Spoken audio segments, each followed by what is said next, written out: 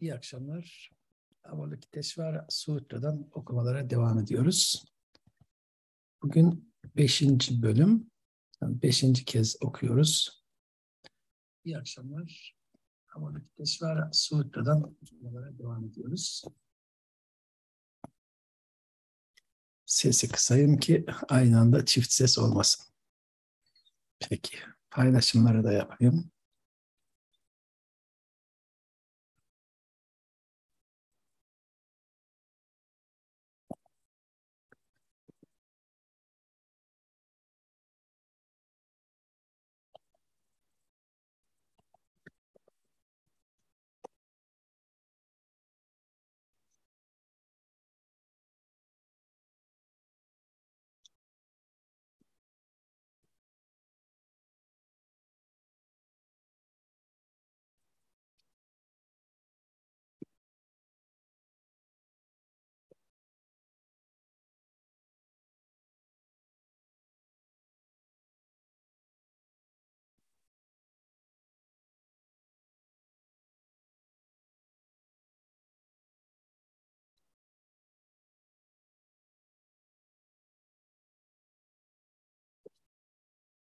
Tamam, başlayabiliriz.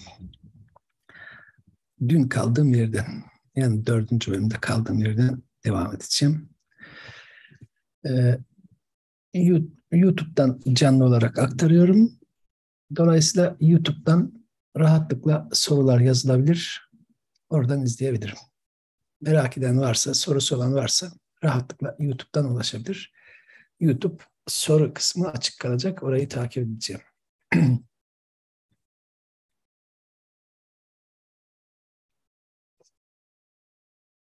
Tam dün kaldığımız yerden devam edeceğim. Evet, burada kaldık. Törtünç Sü Çerik Adası'nda Süngüş'te atışta ölmegey. Burada kaldık. Bundan önceki 3 tehlikeli durum kayıp, o kısımlar yok. O 3 tehlikeli durum neymiş?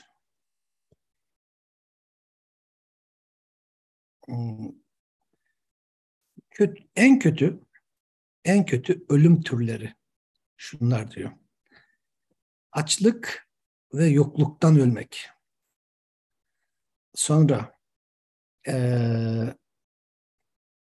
eziyet, işkence türünden bağlanmak, eziyet edilmek, bunlardan dolayı ölmek. Sonra sana kin duyan, nefret eden bir düşman aileden dolayı ölmek. Bunlar 3 taneymiş. Dördüncüsü, Süçerik Adası'nda Süngüş'te atışta ölmegey. Dördüncüsü ise Viertens durch die Gefahr des Heeres oder in der Schlacht wird man nicht sterben. Dördüncü olarak bir ordu veya bir çarpışma tehlikesinden dolayı ölmeyecek. Sonra 5. olarak yırtıcı hayvanlardan dolayı. Yırtıcı hayvanların saldırısından kaplan, vaşak, kurt ve öteki vahşi, yabani hayvanların saldırısından dolayı ölmeyecek. 6. olarak deyip orada kalmıştık. Altınç, kayır, yılan, böğ, tiler, ulatı, ağluk, tınlıklar üze ölmegey. Bunların bir kısmı da yenidir. Yani sizler için yenidir. Burada bildiğiniz ne var? Yılan var. Yılan var. Aguluk sözü var. Yani genelin bileceği sözcükler. Kayır sözünü bilmeyiz. Kayır yenice bir sözcük, yeni bir sözcük. Çok sık geçen bir sözcük değil. Her yerde geçmiyor. Yılan çok iyi bilinir. Böğ Anadolu'da iyi bilinir. Tiler, bu da bizde az bilinir. Tiler. Ulatı ilaveten ek olarak ayrıca bundan başka aguluk tınlıklar, zehirli canlılar, üze ölmegey. O halde 6.sında zehirli canlılardan dolayı ölmeyecek. Burada bu canlıların bir kısmı bizim Türkçemiz açısından bakılırsa böcek türünden, ama o dönem için hepsi bir can taşıyor sonuçta. O anlayışta, Budist anlayışta hepsi canlı olarak tınlı olarak verilmiş. Tın değmiştik. Soğutça bir sözcüğün tercümesi olsa gerek. Türkçe'ye de aynen bir başka İran dilinden giren, yani Farsçadan giren can ile canlı. Bizde canlı olmuş. Eskiden tınlı. Yani tın felsefe terimi olarak çok kullanılmıştı. Tin, ruh aslında. Ruh ve nefes birbiriyle iç içedir eski dönemde. Tın veya bugün felsefe terimi olarak tin, iyi bilinen bir sözcük felsefe literatüründe. Tınlık, yani tını olan, nefesi olan, canı olan, ruhu olan.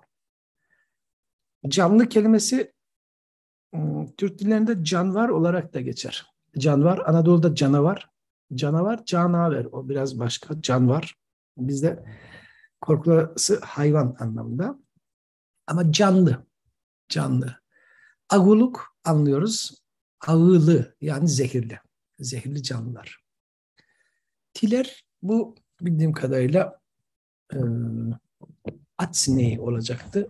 Yanlış hatırlamıyorsam.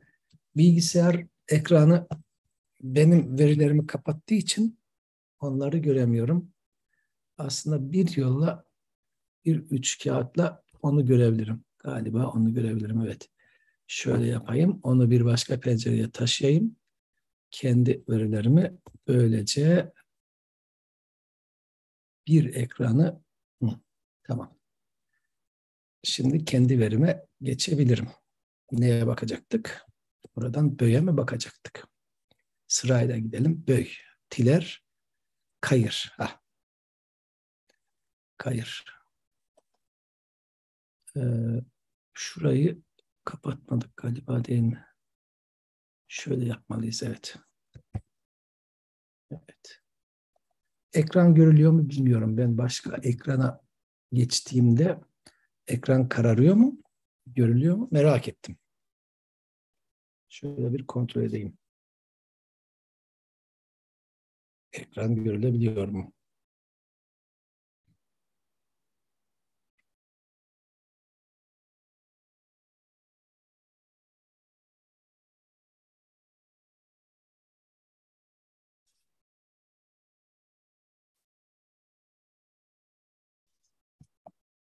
Kayıra değinecektim.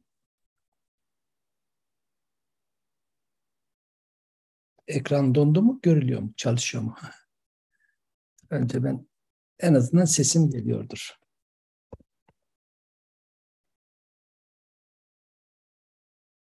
Ekran paylaşımınız duraklatıldı yazıyor. Tamam, anladım. Demek ki bu tarafa geçince bilgisayarda e, kayboluyormuş. O zaman hemen dönelim.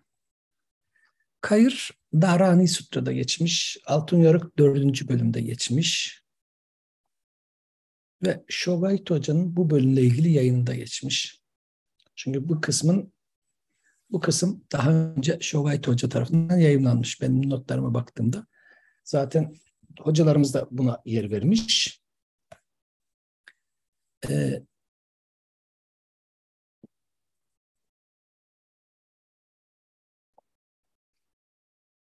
Keşke kendi notlarımı basılı şeklinde yanıma alsam. Çünkü ekran kaydırdığım zaman görülmüyormuş. Ekran paylaşımı duruyormuş. Bunu anladım. Bunları yavaş yavaş öğreniyorum. Hayır. Yani 3 metinde geçmiş Kayır. 3 metinde geçmiş. Eğer doğru hatırlıyorsam Hacer Hanım bu Kayır'a da değinmiş olmalı. Peki bakalım. Kayır. Jens Wilkins'a göre bir yılan türü veya başka bir zehirli hayvan. Yani zehirli hayvanlardan birisi. Bu arada şu an okuduğumuz fragmanın recto, yani ön yüz kısmı sağ tarafta görüyorsunuz. Bu recto, ön yüz kısmı da aslında iki parçaymış. Birisi S1 1602, öbürü S1 1647 olarak numaralandırılmış. Dün de değinmiştim. İşte burada ikisini bir arada görüyoruz. Hatta şöyle bunu daha geniş görelim diye buraya da koydum. Evet, burada daha iyi görebilirsiniz. Şöyle geçelim. Neredeydik? Bars, irbiç, börede, ulatı, kadır, yavlak, keyikler, ölmegey, altınç, kayır, yılan, böytiler. Altınç. Evet.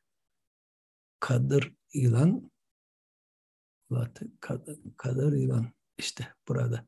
Ulatı, kadır, ulatı. Nerede? Şunu ekranımı niye kapatıyor bu şey?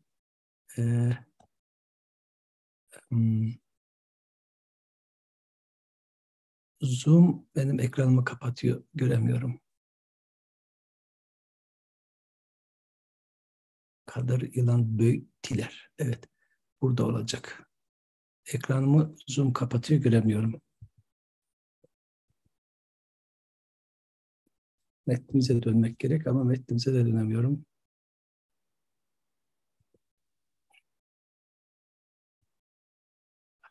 Metne dönebildim. Tamam. Altınç, kayır, yılan, böytiler. Evet. Yani zehirli bir böcek veya zehirli bir hayvan, yılan gibi. Bunlarla ilgili notlar var, yazıldı yani biraz bilgi var. Burada kitabın dipnotunda da buna değinilmiş. Böy, kayır, yılan, böy, tiler. Böy ve tileri biraz daha yakın almak lazım. Anadolu'da bö de denir. Bö, örümcek veya zehirli örümcek türüne Anadolu'da bö de denir. Akrep için kullanılan yöreler de var galiba. Bö'yü akrep için kullanılan yörelerde olacak. Benim sözcüğüm. Kılavuzuna bakmamız lazım.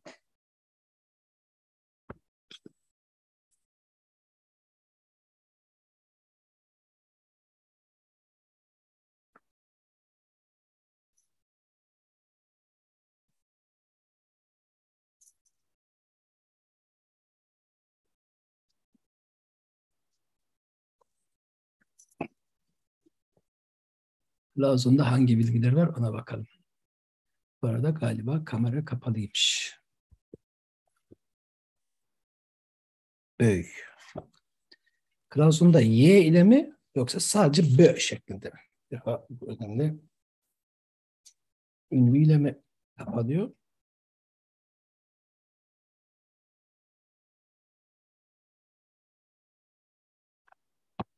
Kılavuzunda demek ki Y ileymiş. Var ise olması gerekir. Böy.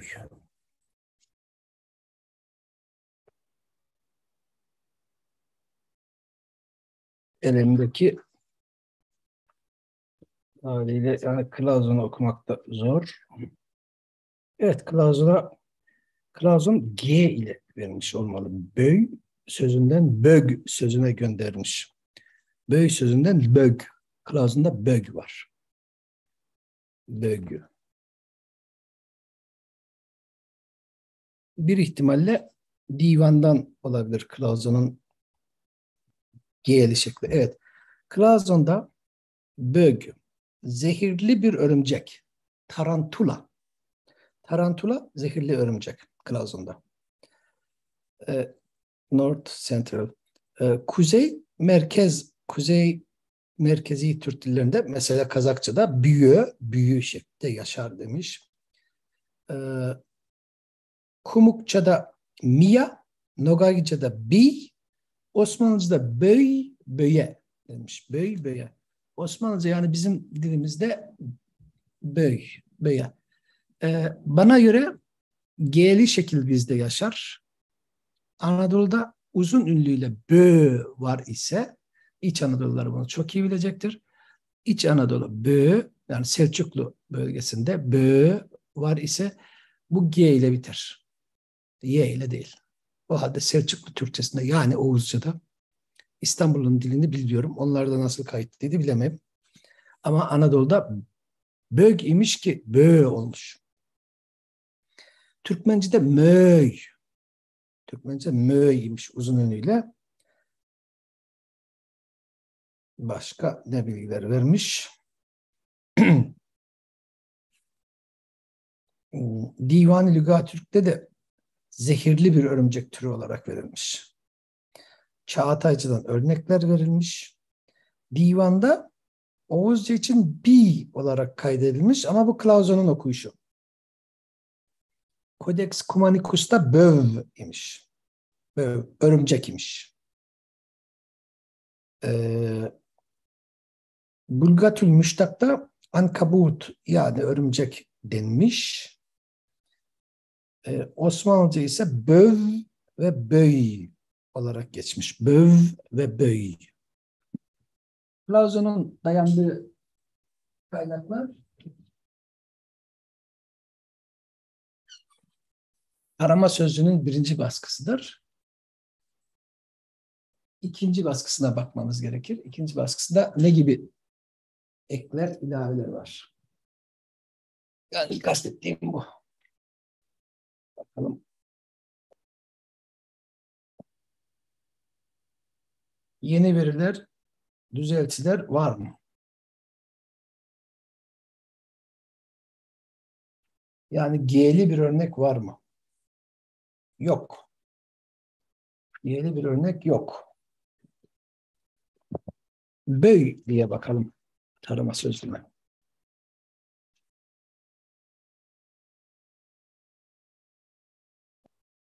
Böy. Bö demiş. Böy maddesinin bö. Sadece bö. 2 ses. Bö'ye göndermiş tarama sözcüğü. Bu biraz yanıltıcı olabilir. Yani madde yazarının yanılmasıyla ilgili olabilir. Madde başı bö, BÖ ve BÖ'ye böy olarak geçmiş, zehirli örümcek olarak kaydedilmiş. 14. yüzyıldan 18-19. yüzyıla kadar getirilmiş. Ve 19. yüzyıl verisi B, Vav, Y idi. Böy.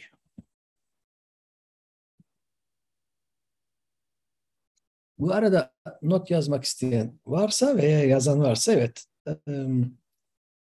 bu Facebook'ta izleyebiliyorum telefondan. Bakayım. Yoklama alacağım. Cengiz izliyor mu, izlemiyor mu? Kaçtı mı, derste mi?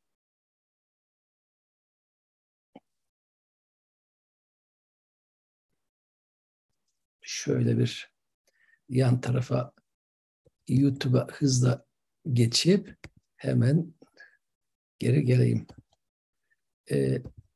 Tamam.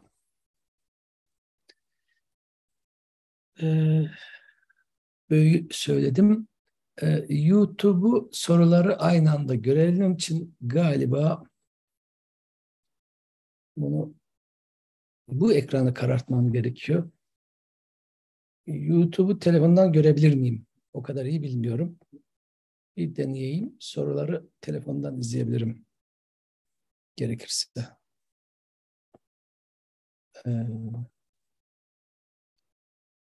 Bu internetimiz çalışmıyormuş. Türkiye'de üniversite internetleri niçin zayıftır?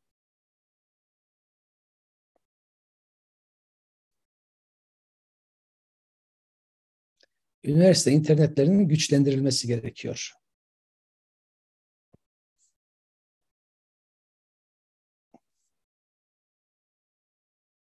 Yanlış yapmışım.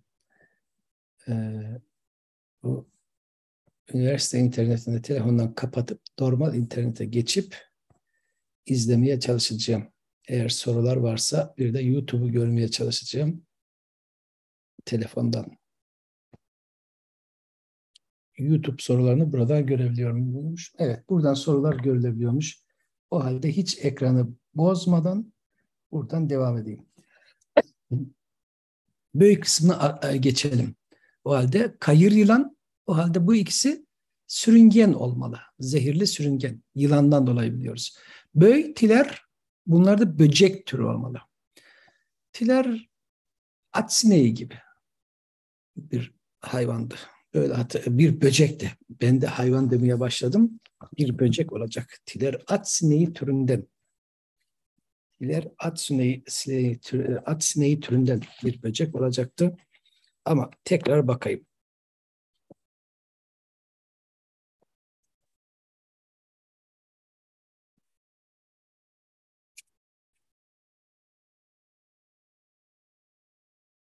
Tiler, sığır sineği olarak verilmiş Türkçesi. At sineği de verilmiş. Peygamber devesi de denilmiş. Peygamber çekirgesi de denilmiş. Herhalde peygamber devesi ve peygamber çekirgesi buraya tam uymaz. Çünkü bu atları da rahatsız eden yeşilbaş da denen bir böcek türü. At sineği. Yeşilbaş da deniyor bunu. Bir adı daha var mıydı? Düşünüyorum. Bir adı daha olacak. Yeşilbaş. Bir adı daha vardı. Ben bunu yazdım ama şimdi ekranımı değiştirirsem ekran kararıyor. Hemen kısa bir süre için ekranımı değiştireyim. Evet. Sadece at sineği demişim. Sadece at sineği. Almancası Pferdebremse. Gottes Anbeterin. Gottes Anbeterin belli ki peygamber devesi denen böcek olsa gerek. Çünkü bilmiyorum, ben bu Almanca'daki bu böcek adını bilmiyordum. Ama harfiyen çevirdiğimde sanki Tanrı'ya ibadet eden gibi, değil mi? Tanrı'ya tapan gibi. Bizdeki peygamber devesi ona denk geliyor olmalı.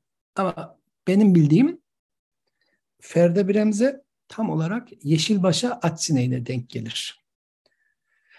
Peki bütüne bakalım. Altıncı olarak zehirli hayvanlar, zehirli böcekler ve öteki zehirli canlılardan dolayı ölmeyecek. Buraya kadar bir notunuz varsa bakayım. Gerçi bu da çok küçük. Telefondan bunu görmek çok zor.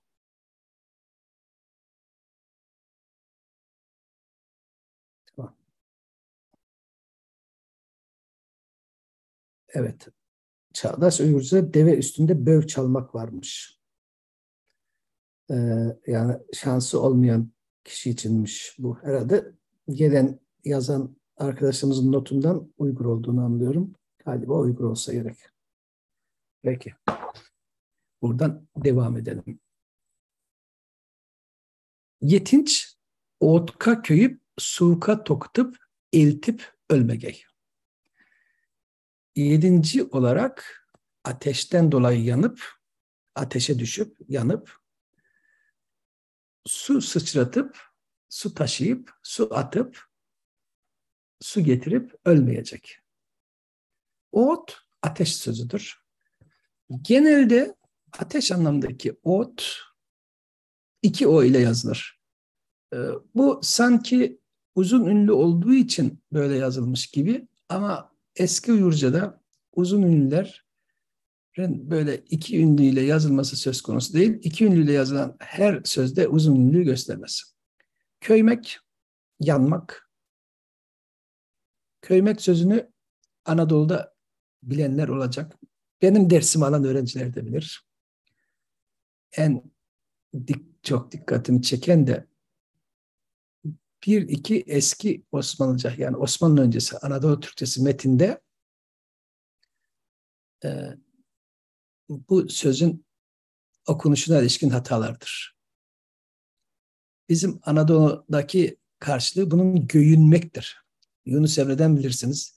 Yanar içim, göğünür özüm. Yanmak fiiliyle müteradif, uyumlu, ikili olarak kullanılır. Yanar içim, göğünür özüm. Yani bizde göğünmek varmış demek ki. Tokutup, tokutmak, vurmak, dokundurmak, eltmek bugün iyi biliniyor. Bizim Türkçemizde pek yok. Orta Asya'da kullanılır. Ölmegey. Sekizinci agukup ölmegey. Sekizinci olarak zehirlenip ölmeyecek. Yani sekizinci olarak zehirlense de ölmeyecek. Agukmak çok yaygın bir fiil değil idi diye hatırlıyorum. Önce yapısına değineyim. Agu zehir demektir. K ise zehirlenmek anlamına gelen isimden fiil yapan ektir. Bu az da olsa bizim Türkçemizde var. Aç adından acıkmak, bir adından birikmek gibi. birden birikmek, açtan acıkmak. Hemen şimdi aklıma gelen bu. Daha başka örnekleri de olacak. Anında insanın aklına örnek gelmiyor. Ama agukmaka Uygurisches Wörterbuch'tan bakalım.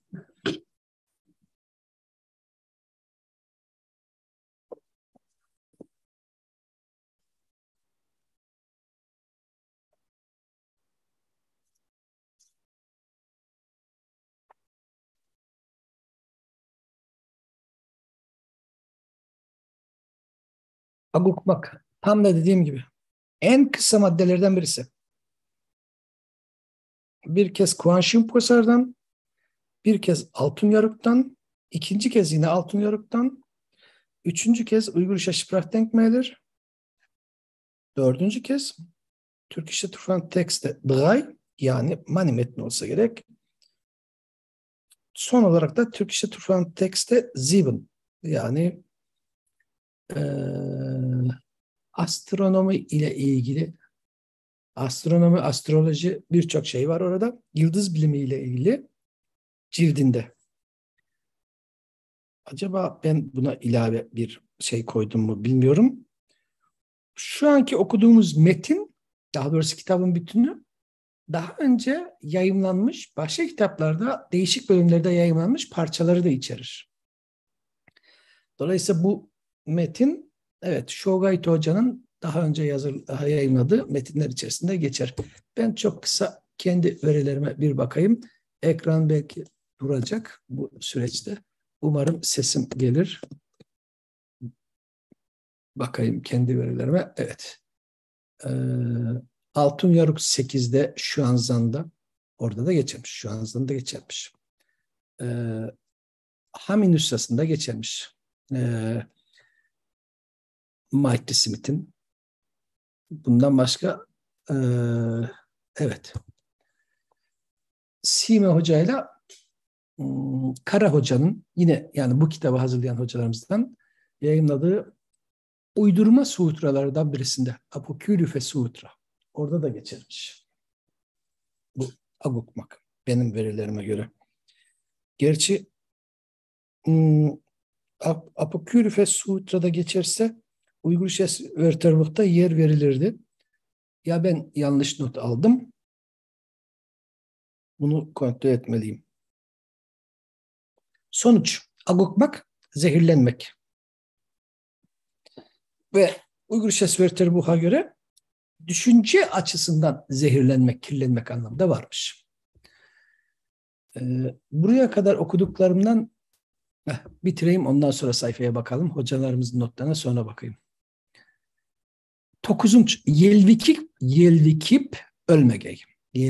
Yelvikmek de ne demek? Yelvi eski Uygurca'nın sözlerinden Moğolca'ya da geçmiştir. Büyü, sihirle ilgilidir. Yelvi. Kendi çalışmama bakamıyorum. Çünkü ekran kapanıyor.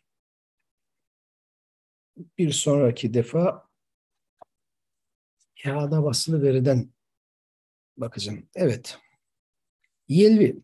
Jens Wilkins Bey'in çalışmasına göre büyü görünüşü. Büyü görünüşü. Hayal.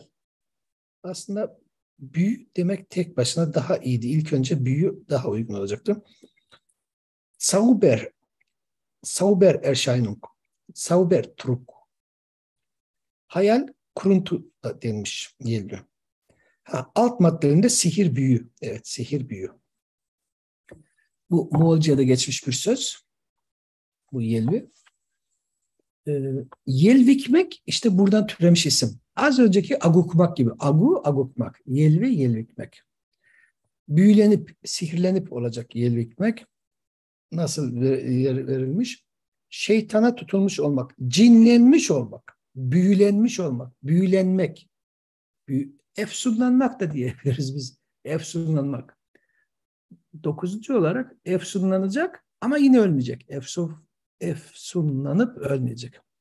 10. Ögsüz, kömürsüz, kal telveb olup ölmegey. 10. olarak akılsız, düşüncesiz, deli olup yine de ölmeyecek. Ögsüz akılsız demek. Ögsüz. Ög akıl idi. Ög akıl ise ömek yani düşünmek fiilinden geliyordu. Ögsüz akılsız. Demek ki orada 5 ses var. 5 harf var. 3 birim var. Ö fiil. G fiilden isim. Süz yokluk eksiklik eki. Köngülsüz düşüncesiz demek. Öksüz köngülsüz akılsız fikirsiz. Deli divane. Kal telve bu da deli divane. Kal akılsız aptal ahmak anlamlarında. Telve en iyi bildiğimiz söz. Telve bizim Türkçedeki deli sözünün eski Uygurca'daki dengidir. Aynı. Tel ve. Orada V var, bizde İ var. Eski şekli bizim Oğuzca nasıldı bilmiyorum ama teli gibi bir şeydi belki. Bugün deli ya da telü gibi bir şeydi. Bugün deli. Osmanlıca'da herhalde deli olsa gerek. Delü. Telve ise Çağatayca ile uğraşanlar iyi bilir.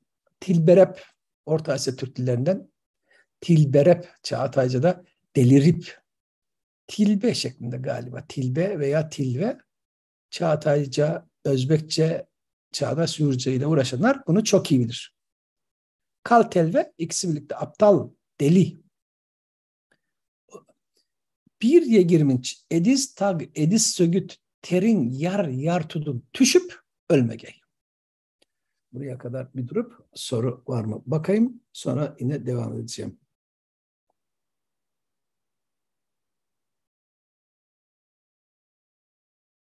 Evet.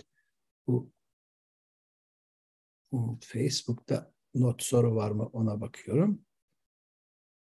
Facebook'ta not soru yok.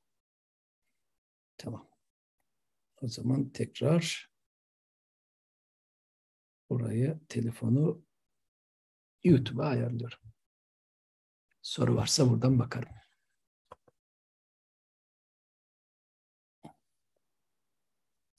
Bir Y23. Bir Y23 boşluk doldurulmuş çünkü sıralama belli.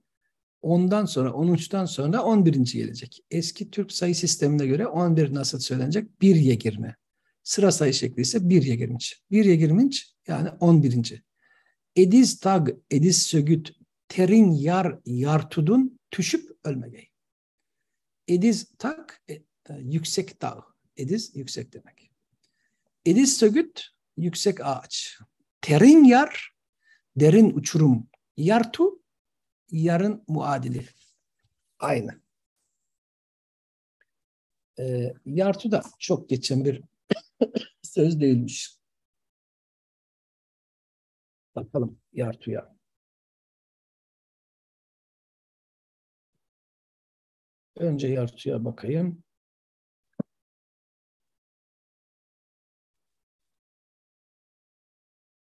Yartu.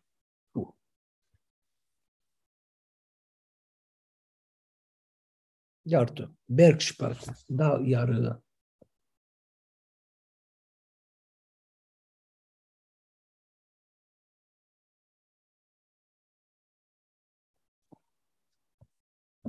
Yartu.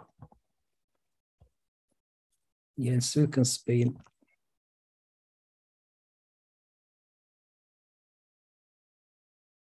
çalışmasına bakayım. Yartu. Tahta anlamı verilmiş ama bu bizim işimize yaramıyor. Şlucht. Yani yar, boğaz, dağ geçti. Evet. O da yine uçuruma benzer bir yer. Uçuruma benzer. 11. olarak yüksek bir dağdan, yüksek bir ağaçtan ve hatta derin bir uçurumdan, yardan düşecek ve ölmeyecek. 2'ye girmiş yani 12. 12. Yavuz yavlak tınlıklar, yekler üze ölmegey. 12. olarak kötü, fena canlılar, şeytanlar dolayısıyla da ölmeyecek. Yavuz yavlak birbirinin müteradif, uyumlu, yan anlamlı, yakın anlamlı olan sözcükler. Kötü demek. Yek Sanskritçeden gelen bir sözcük. Yani en baş çıkış noktası Sanskritçe ama bu şekliyle Orta Hintçe bir şekilde alakalı olmalı. Şeytan yerine kullanılıyor. Yavuz Yavlak, ona değinebilirim biraz. Yazıtlarda geçen yavrımak, kötülemek, kötüleşmek, kötü hale gelmek. Yani yokluktan, yoksulluktan, açlıktan dolayı kötülemek. Yavuz ve yavrı aynı kökten. Daha doğrusu yavru, Yavuz da aynı kökten. Yavuz'a gidecek. Orada bir de isimden fiil yapan bir ek olmalı. Bu biraz Z ve R meselesiyle alakalıdır. E, Yaman kelimesini bile buna bağlayan olmuştu. Bunu hatırlıyorum. Yavman diye. Ama şöyle bir sorun var. En eski Türkçe'de man, men diye isimden isim yapan somut ek bulmak lazım. Yaman'ı Yavman diye açıklayan olduğunu biliyorum. Devam. 3'ye girmiş, yani 13. Kadır yavlak aguluk yek içkeklertin üze ölmegey. Ee, 13. olarak vahşi, kötü, zehirli şeytanlardan, cinlerden dolayı ölmeyecek. Yukarıdaki kelimelerden farklı olarak burada içkek geçti. Herhalde içkek şeytan, cin için, daha doğrusu şeytan için kullanılan Türkçe sözcüklerden birisi. İçkek. Hemen bakalım Klaus'un üstadımız ne demiş?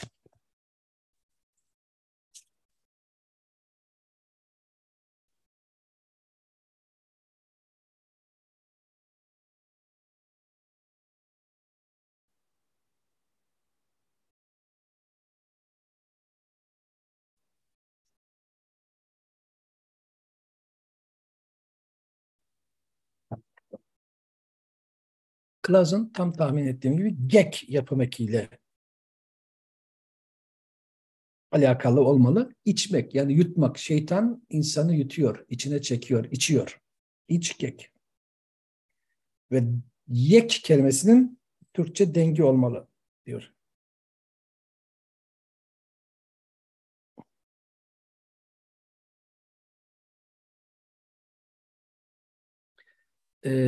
İlginç olanı, bu içkek sözü herhalde Budist ve Budist metinlerin söz varlığında yer almasından olsa gerek, İslami dönem metinlerde görülmemiş. İslamiyetle birlikte bu Türkçe kelime kaybolmuş. Halbuki şeytanı da adlandırmakta kullanılan Türkçe bir söz varmış. İçkek. Yaşasaydı bugün içek olurdu. 13. olarak vahşi, kötü, zehirli şeytanlardan, cinlerden dolayı ölmeyecek. Bu arada varak adı var. Baştınkı ülüş 6 yegirmi. Birinci bölüm veya birinci tomar 16. varak. Bu varak adını bir sonraki yazmada görebiliriz. İşte şurada. Şurası sayfa şeyini gösteriyor. Numaralandırılmasını gösteriyor. Tekrar metnimize dönelim. Tört yegirminç agır ig agrıkka teginip ölmegeyi. 14. olarak ağır hastalığa e, yakalanıp ölmeyecek. Agır bizim ağır sözü. İg agrık, bu da hastalık demek. İg hastalık demek. Ağrı, o da hastalık demek. Hastalık anlamındaki ağrı hemen hemen bütün dillerde, Türk dillerinde neredeyse bilinir ve kullanılır. Bizde bile bir ağrı var dediğinizde ağrı aslında hastalığı gösteriyor.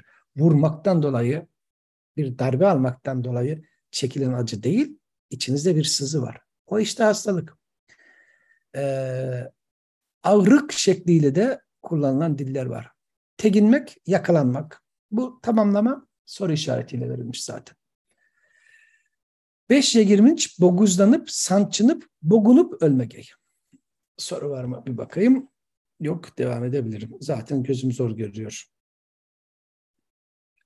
Köz ve kömür de aynı kökte olmalı. Olabilir. Bilmiyorum. Bunu düşünen çok oldu. Bilmiyorum. Yazan da oldu ama ben bilmiyorum. Benim için zor.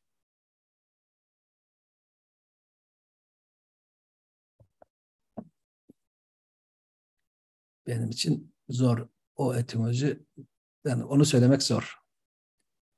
Köz ve kömür. Hmm. Kömürün kökünü bilmiyorum. Bunu köymek, yani könmekle de bağlayanlar olmuştu.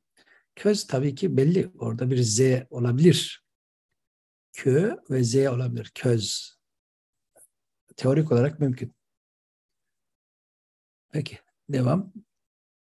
Burada arka arkaya aynı kökten aynı kökten değil, benzer sözcükler var.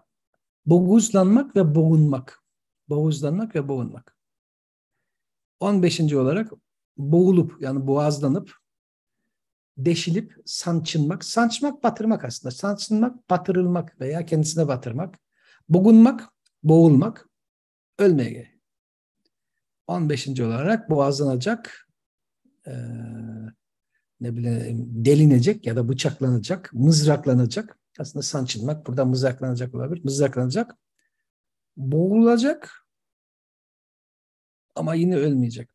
Bu ıdok darni, nomuh, burada darni'nin iyisi Uygurca yazmanın altında kalmış. Şöyle size göstereyim. Bunu kaydırırsam, evet.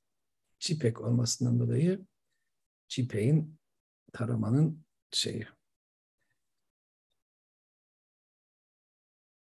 Bu doktorni nomuh öğreti kıltaçlar una bomuntak 5-20 törlük yavlak ölümün ömezler. Burada bitti. Bu kutsal veya bu mübarek darani, bu mübarek duaları, bu mübarek sözleri, öğretiyi, nomuh öğretiyi yerine getirenler işte böylesine 15 türlü berbat ölüm ile ölmezler. Tekrar gelelim. Bu kutsal duaları, öğretileri yerine getirenler işte böylesine 15 türlü kötü, yaman ölümle ölmezler. Ölümleri böyle kötü olmaz. Birer ıdok ya da ıduk, u ile de olur. Kutsal demek. Bizim Türkçemizde bu kelime yaşamıyor. Kıpçak dillerinde ya kendisi ya da bunun içerisinde olduğu başka sözler yaşar. Id, yollamak, göndermek. Iduk, kutsal.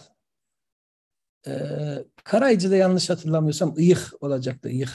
Iyık öy, tapınak, ibadethane, mabet, ıyık öy, yani kutsal ev olacaktı. Tuvacı'da ıdık diye. Idık.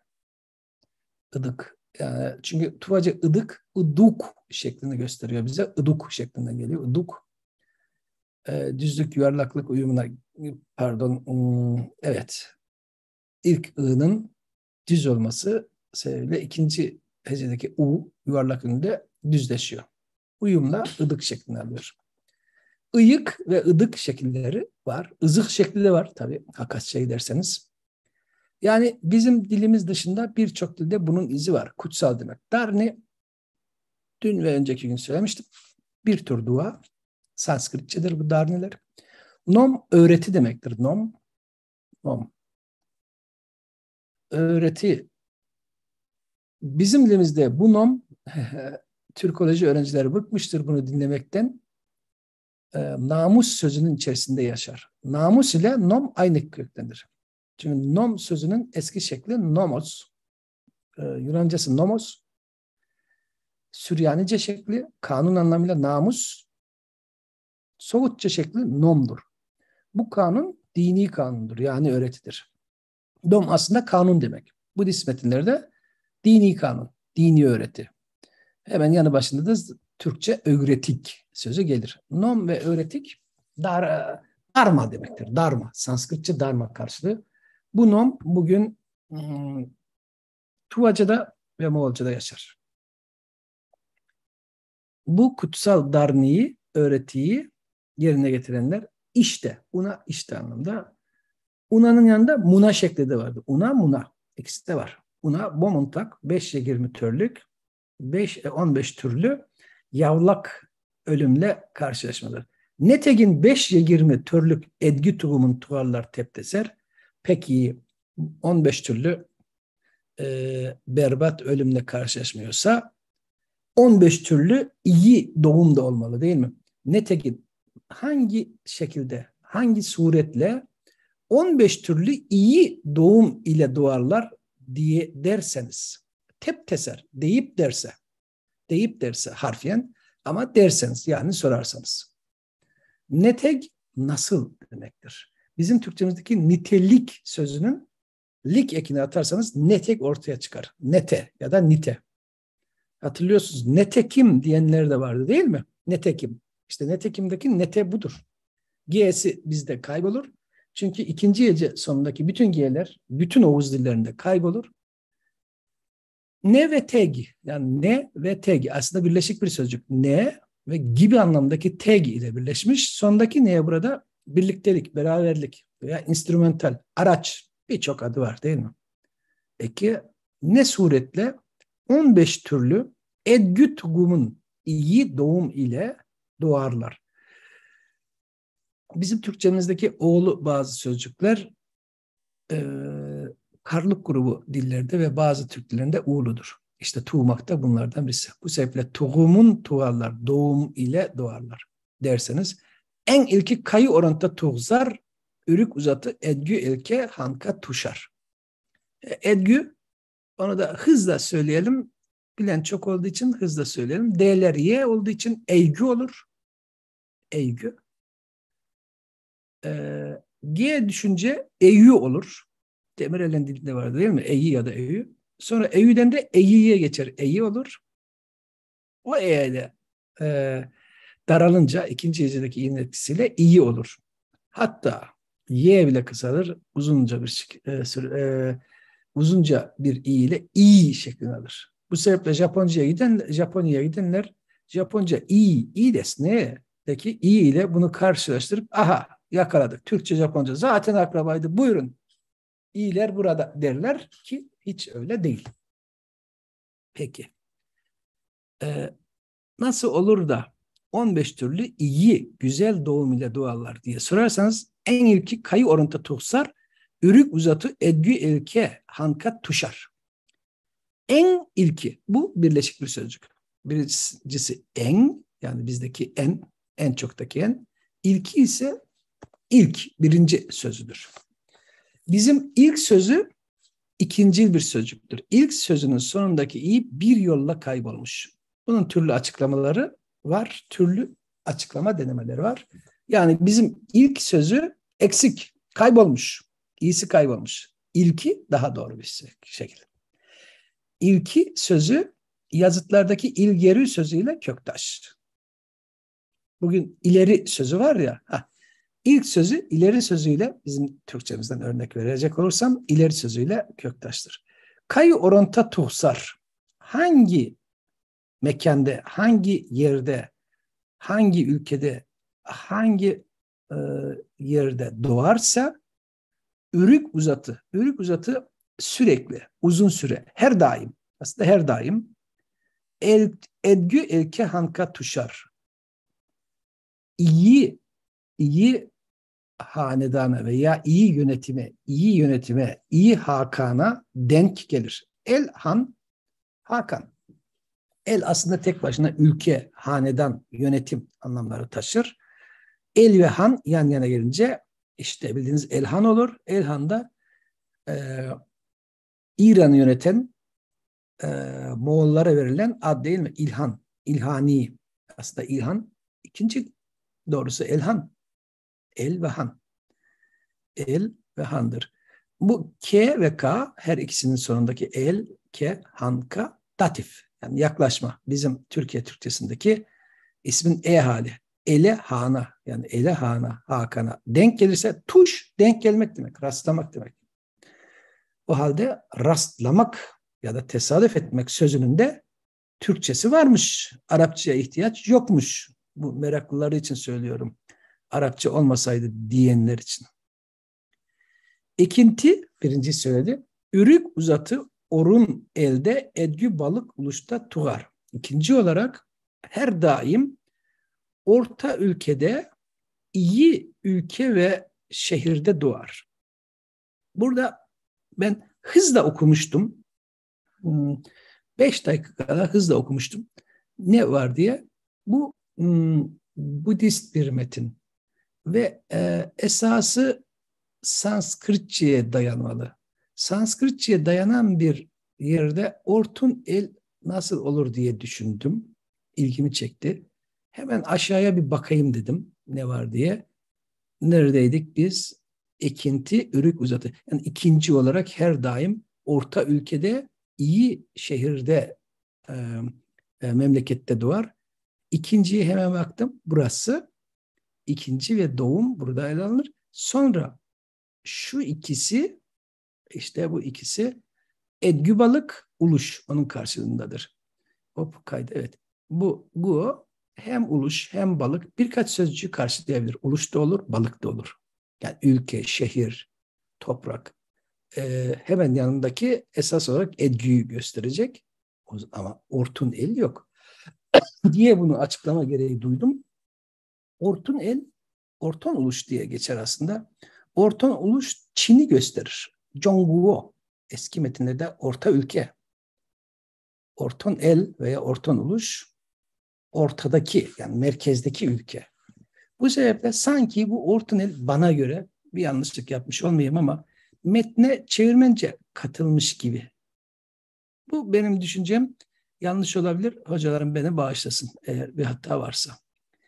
Üçüncü, edgü üd koluluk üddet doğar. Üçüncü olarak iyi bir zamanda, devirde, fırsatta doğar.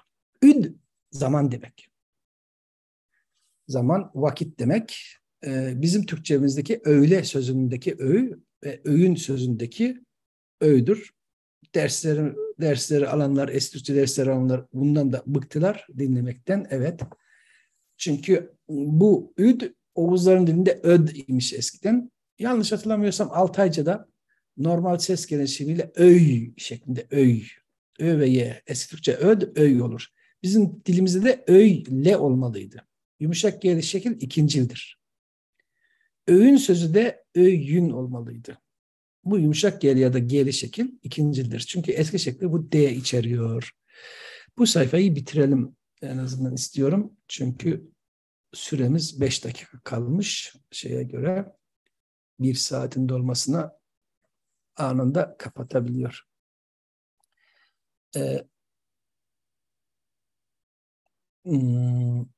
Üd kolu zaman, fırsat, an bu anlamlarda.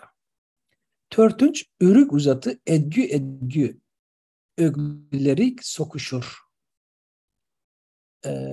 Edgü ögli iyi kalpli demek aslında, iyi düşünceli demek. Ömekten ögli. Buradaki Türkiye Türkçesindeki lı diye düşünmeyiniz. Buradaki ek g, l, i. Sıfat fiil eki gibidir. Yani g ve g, l, i ömekten ögli. Düşünen anlamındadır. Yani ög ve li değil, ö ve gli'dir. Ögli. Edgü ögli Sanskritçe bir sözünde karşılığı. Maitri için, yanlış hatırlamıyorsam Maitri için. Dördüncü olarak her daim iyi ve iyi düşünceliler sokuşur, denk gelir mi? Bakalım 154'ün çevirisi neymiş? Viertens, stets und immer trifft man auf gute Freunde. Ha, evet. Trifft yani denk gelir demiştim. Görüşür, buluşur, sokuşmak. Dördüncü olarak her daim o insan iyi arkadaşlarla, iyi insanlarla karşılaşır. Sokuşmak burada birbirini öldürmek değil. Karşılaşmak. Beşinci, münsüz kadaksız, altı kaçıkka tükellik tuğar. Beşinci olarak mün kadak aslında suç, münkadak günah, yani suç, günah, hata anlamlarına gelir. Münsüz kadaksız, suçsuz, günahsız, hatasız. Metnimizin sözüne bakalım ne varmış. Münsüz, sündlos. Yani günahsız, evet. Altı kaçıkka tükellik tutar. Altı kaçık. Altı duyu organı demek. Kaçık, yani kaçık değil. Etimolojik olarak kaçıka yakın ama kaçık değil. Buradaki G. Kaçmaktan kaçık. Altı kaçma. Altı kaçış. Altı kaçma yeri. Altı kaçma yeri altı duyu organıdır. Dünyayı tanıdığımız, dünyaya ulaştığımız, dünyayı algıladığımız bu sözcükte, kusura bakmayın, fonetik olarak bu Öztürkçe sözcük uygun değil. 20-21. yüzyıl Oğuzcasına uygun değil. Neyse. Almayı biliyoruz. Peki algılamak ne demek? Algı. Almaktan algı.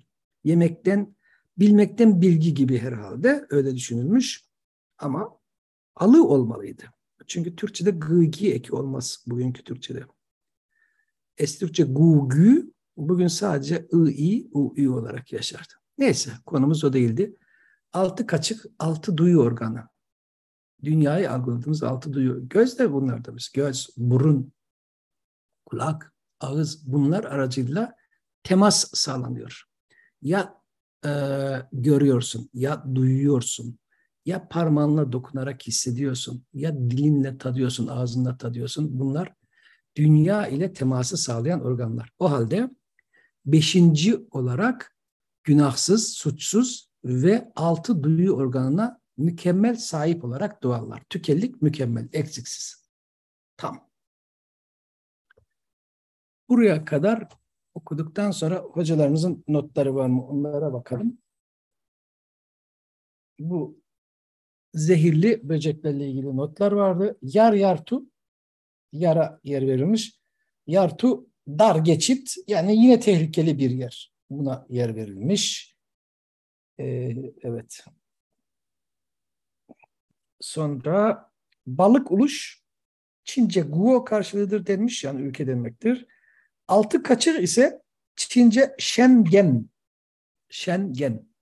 Bunun karşılığıdır diye verilmiş. Bakayım Schengen orada görüyor muyuz? Evet. Şu en alttaki Shen, en alttaki Shen ve yanındaki gen. Yanındaki gen. Bunlar kastedilmiş. Schengen. Beşinci olarak bu altı kaçık. Notlar bu kadarmış. Münsüz kadaksız için Çince'de bir denklik yokmuş. Aslında bu orton uluşa da orton kısmına da yer verilebilirdi benim fikrim. Eğer bir notunuz varsa, sorunuz varsa herhalde anında görebiliyorum bu YouTube'dan. Aksi halde bugün burada ara vermek durumundayım. Biraz bekleyebilirim. Soru var mı? Umarım anında yansıyordur. Çünkü bazı sorular ben kapattıktan sonra geliyor. Şöyle bir bakayım.